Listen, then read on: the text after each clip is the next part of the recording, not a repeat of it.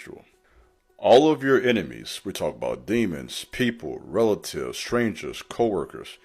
There is an army of people around you that had all this time to destroy you. I told you before, I'll say it again, everything begins in the spirit realm. And the way it works in the spirit realm, there has to be permission given to do certain things to chosen ones. If you truly are chosen by the Most High, you have a seal on you. Do you hear me? People don't understand when they mess with you, they're playing with fire. Real talk, no cap. People are playing with fire when they mess with you because they don't understand. They're looking at you as just, they think you're just some basic person, or they think they're better than you, or whatever they got going through their mind. But they don't understand from a spiritual perspective, you have a favor from the Most High that He doesn't give to everybody. Are you hearing me? And because you have that, you have had to go through the most severe test, and you passed. You're not bitter, you got better. You're not hateful, you still show love to people. You didn't become callous, but you're still demonstrating the signs of an empath. You still have this care and concern for other people. You still have the ability to get into other people's bodies, so to speak, not literally, and feel what they feel, think what they think, and have that compassion or love and action that a person who hasn't passed this test just can't do. So their time to destroy you, it has expired. That time is over. What they got away with in the past is over. The way they shamed you in the past is over. The power they thought they had over you, or the sabotage they tried to launch against you, at times purposefully putting other people ahead of you, trying to make you look less than someone who is definitely less capable than you. All of the games people play to push you to the side, that is over. You passed the test. And so what I'm going to say, and I want you to receive this within the next, we're not talking about no 2-3 years from now, within 4 months, a lot of you listening to me are going to see a significant change. Some of you are going to get some checks in the mail. I want you to receive that. Okay, receive what I'm saying to you. Some of you get some checks in the mail. Some of you are about to get some phone calls and get invited to some important events. All the work that you have been putting in for years, some of you have been in this 5, 10, 15 years, working, trusting God, doing what you know to be the best thing to do, and you passed the test. Your humility, your suffering, your affliction, it has made you better, it has made you stronger, it has made you wiser. And this is why our army of people is getting around you right now. There is an audience being prepared right in front of you right now, because often what the Most High would do is prepare a table before the presence of your enemies. There are people watching you. Some of you are getting relatives following on social media who you haven't talked to since you were 12 years old. I had some relatives recently reach out to me. I haven't seen them. We haven't talked since I was a shorty. We're talking 13, 14 years old. And not saying it's necessarily a bad thing, but what's happening is there's a shift. You've passed something. There's something that has already been released in the spirit realm. It has been released. And it hasn't quite yet manifest or been revealed. Manifest means to reveal. It hasn't been revealed in the natural yet. So it's happening in the spirit.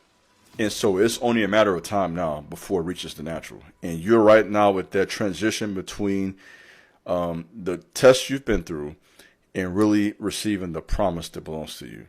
You're the one who God has chosen. Okay, you are chosen to lead the next generation of young people. Let me speak to you. You are chosen to start that business. You are chosen to become the first millionaire in your family.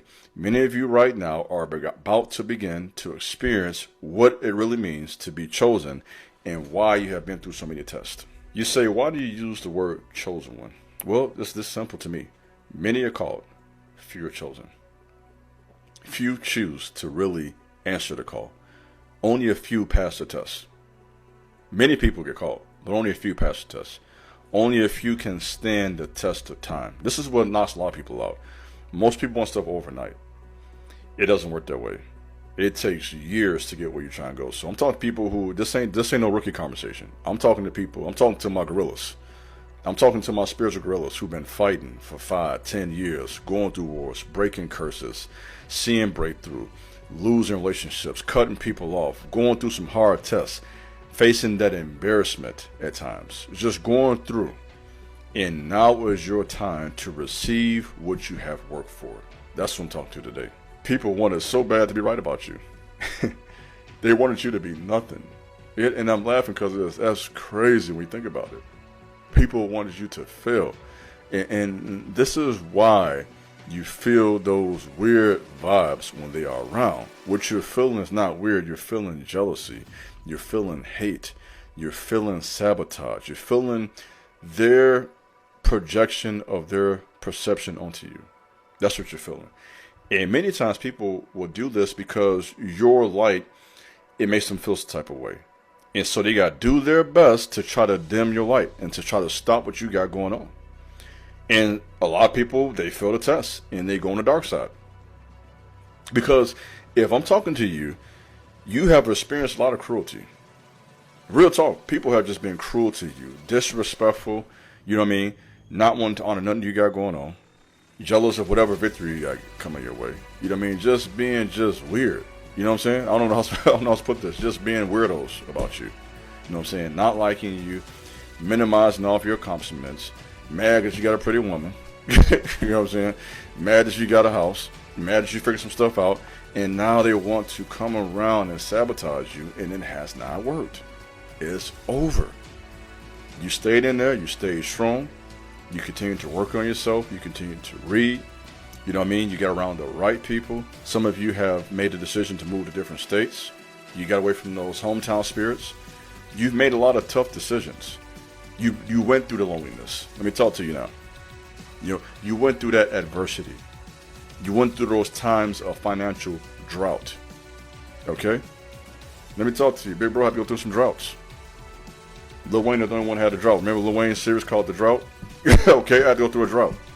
You always go through a drought, by the way, when you leave a familiar place to go to new territory. Oh, I'm coming. This big bro, you know how I'm coming. I'm talking to you.